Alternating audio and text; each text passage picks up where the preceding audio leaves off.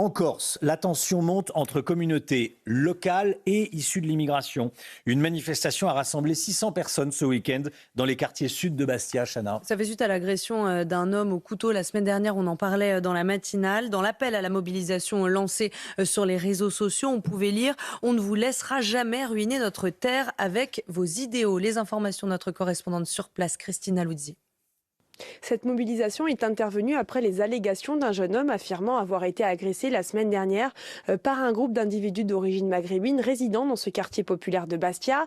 Les participants se sont donc rassemblés au pied des tours du quartier dans le calme pour protester contre une banlieusisation de la Corse.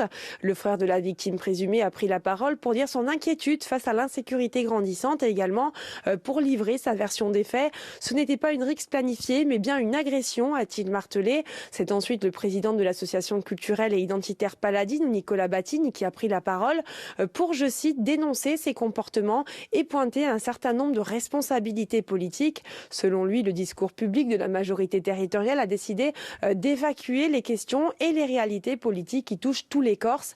Des habitants de ce quartier se sont joints au rassemblement. On a pu échanger quelques minutes avec eux. Ils nous confiaient vivre de plus en plus dans un climat d'insécurité. Une dame nous disait « J'ai toujours vécu dans ce quartier. Aujourd'hui, j'invite ceux qui pensent qu'il n'y a pas de problème lié à l'immigration en Corse à venir vivre quelques semaines ici. » Un rassemblement qui s'est déroulé dans le calme, mais avec un message de fermeté. Personne ici ne laissera l'insécurité se banaliser.